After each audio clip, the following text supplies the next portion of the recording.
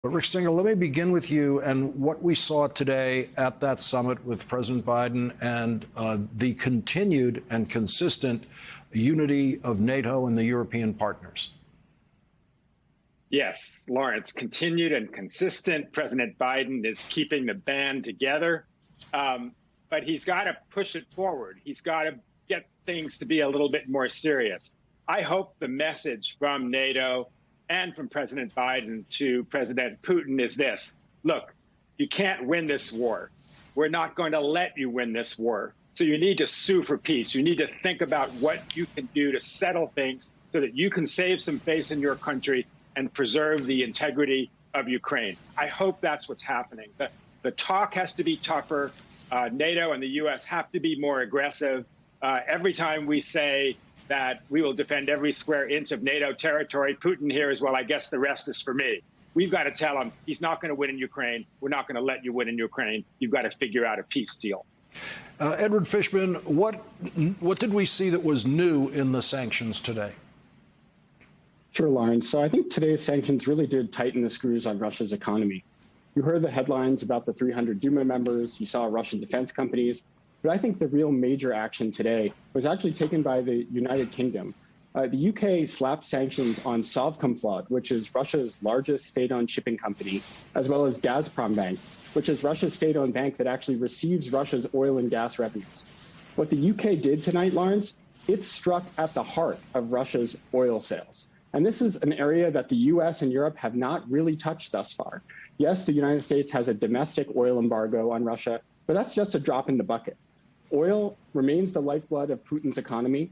Putin continues to make billions of dollars every week selling oil. And I think today was really the first step that was taken by the United Kingdom to actually tell Putin that, no, not even your oil sales are off limits, and the West is going to start sanctioning Russian oil sales. I sincerely hope that the Biden administration and the European Union join the United Kingdom in this strong action in the days and weeks ahead. Rick Stengel, the sanctions, again, express the unity of this group in a way that was not anticipated 30 days ago. Yes, and one of the things about the sanctions that the White House is talking about is they're going by sector. One of the things they did today was there were sectoral sanctions against defense manufacturers in Russia. The sanctions are going to be comprehensive and will kind of tighten the noose around Putin so that he can't operate. So, but the other thing is, though, in terms of what I was saying before about being more aggressive, I mean, the cupboard will eventually be bare. I mean, I agree with Edward, we should cut off oil shipments from Russia to Europe. It doesn't matter oil shipments to America. Only 4% of our oil and gas comes from Russia. But in the European Union, it's something like 40%. So we need to get tougher about that. We need to really empty the cupboard and really punish Putin to say, look, if you continue this, your country will be absolutely devastated. Edward Fishman, in the sanctions regimes that we've applied now and in the past, is there a sense among you people who have operated these sanctions that there is a targeted pressure that can individually be brought to Vladimir Putin as long as you sanction the correct individuals?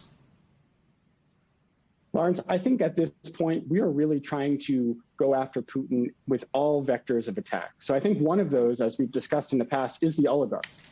Certainly the very wealthy Russians, as well as the Siloviki, who are these Putin cronies, senior Kremlin officials who Putin has known since his days in St. Petersburg. They are one potential vector of influence.